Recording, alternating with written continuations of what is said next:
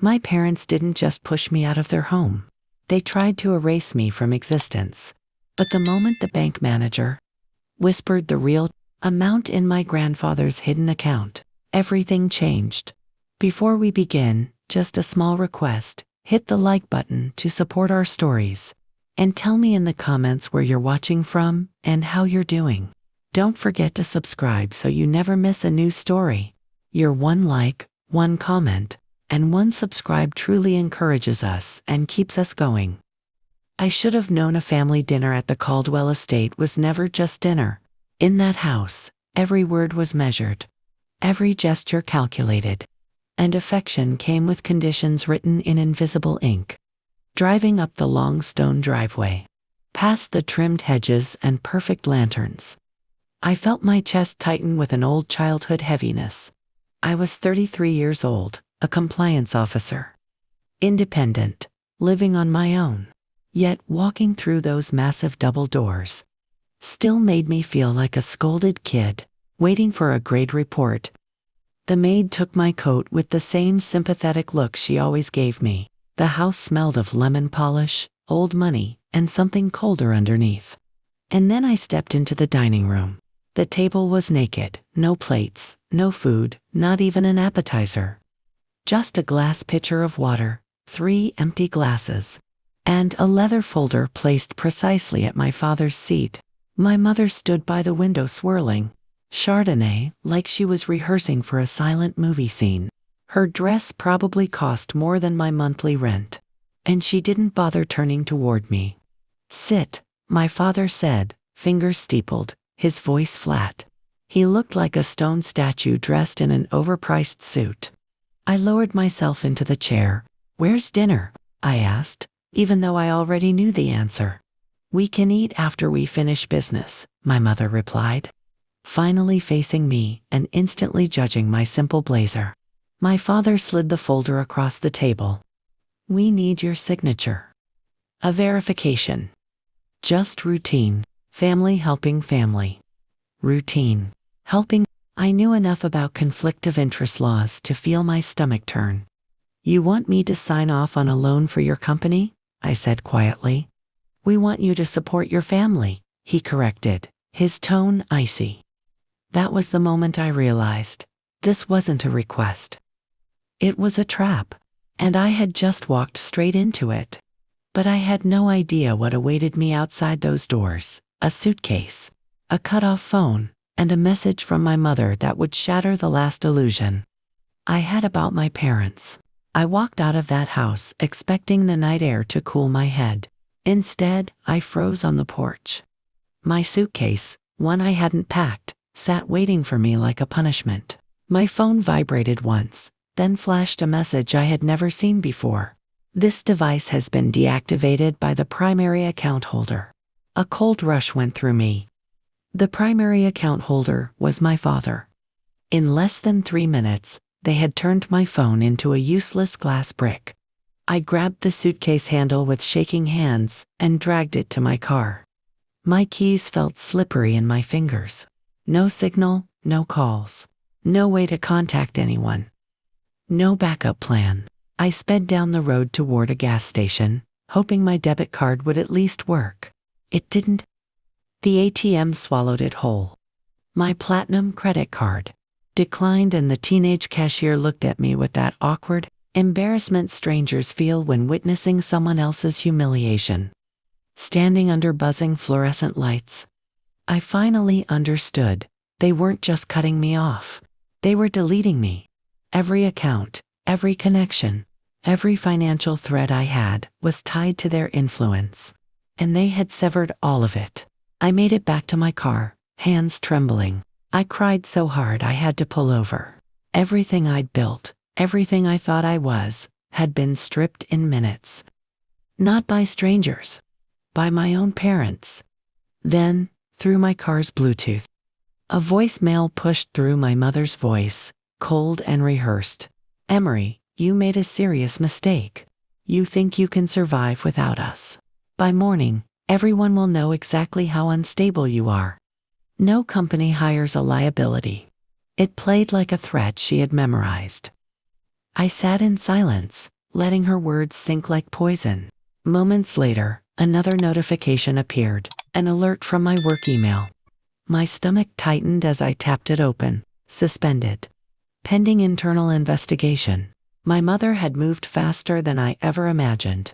She'd reached into my job before I even made it off their property. My breaths turned shallow. Was this how they always saw me? A piece of inventory.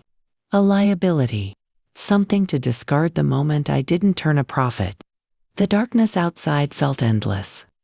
But inside me something clicked. Not anger yet, just a sharp clarity. If they wanted me powerless, why did Grandpa give me that metal card?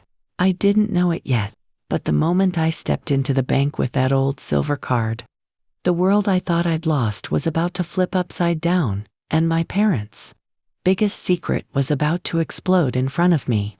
The next morning, I walked into the bank looking like someone who had slept in her car because my eyes stung, my clothes were wrinkled, and my nerves were raw. But I held one thing tightly in my hand.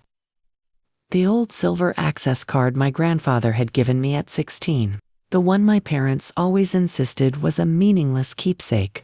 I stepped up to the front desk, feeling every ounce of shame and uncertainty, and placed the card on the counter. I need to know if this still works. The teller's smile froze. Let me get the manager. Minutes later, a man in a navy suit approached with the kind of caution usually reserved for someone carrying radioactive material. Miss Caldwell, he said quietly. Please follow me. My heartbeat thudded as he led me to a private office and shut the door.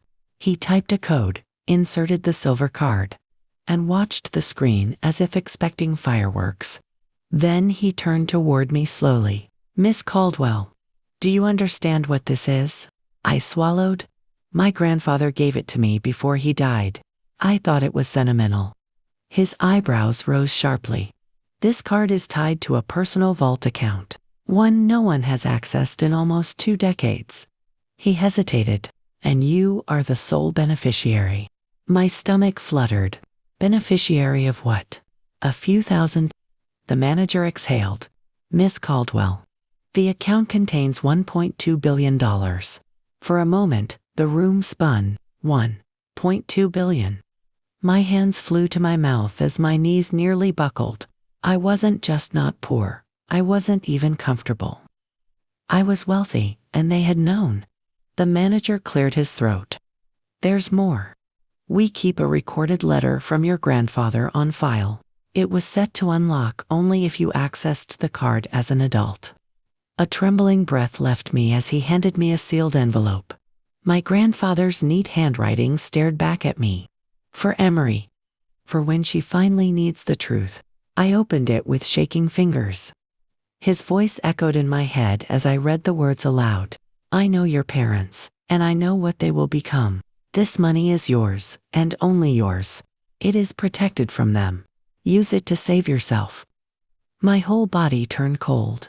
Grandpa had predicted everything. He had saved me from them before I even knew I needed saving. And then the manager added one last detail that made my blood run colder. Your parents attempted to access this account 6 times. Over the past 3 years. If I had known what they planned to do with my grandfather's money, and how far they had already gone to cover their tracks, I would have realized I wasn't just dealing with greedy parents. I was dealing with criminals. The manager's words echoed in my mind long after I left the bank. 6 attempts, 3 years. My parents had been trying to steal from me all along. I sat in my car with the envelope on my lap, thinking my grandfather's warning was the worst of it. I was wrong. That afternoon, I went to the police station to file a report about the attempted access. The officer listened, typed notes, and then leaned back with a sigh. Miss Caldwell, your name came up recently. My skin prickled. In what way? He tapped the desk. An anonymous tip accused you of financial crimes, insider trading, fraud. Your employers got the same report. A chill zipped down my arms. That's why I was suspended. I whispered. It was too polished. Too professional. Most anonymous accusations are sloppy. This one read like it was written by someone who understood legal strategy. My mother. It had to be my mother. She'd weaponized the one thing she always bragged about: her legal training. The officer studied me. "Do you have enemies, Miss Caldwell?" I almost laughed. "Only the people who raised me." He didn't smile. "We're opening an investigation. Not into you, into whoever sent that report." When I left the station, I stood for a long moment on the sidewalk, the cold wind slicing across my face. I realized something clear and terrifying. My parents weren't trying to cut me off. They were trying to bury me professionally, socially, legally. Anything to prevent me from discovering the account. And now the law was listening. I spent the next week meeting with attorneys, transferring the funds, securing everything in my name. And with every signature, every legal seal, every confirmation message, a piece of the fear inside me dissolved. But the final blow didn't come from me. It came from the FBI. 2 months later, federal investigators showed up at Caldwell Industries. Tax evasion, premeditated financial manipulation, attempting to access a protected trust. My mother tried to flee, but made it only as far as the lobby. I didn't celebrate. I didn't gloat. I simply breathed fully, freely for the first time in my life. Sometimes revenge is loud. Sometimes it's a storm. But sometimes, it's just the truth finally standing tall where lies once lived. And my grandfather, even in death, had made sure the truth found me. If this story touched your heart, tell me in the comments, what city are you watching from? Don't forget to like, subscribe, and share this story so more people remember. No matter how old you are, it's never too late to stand up for yourself.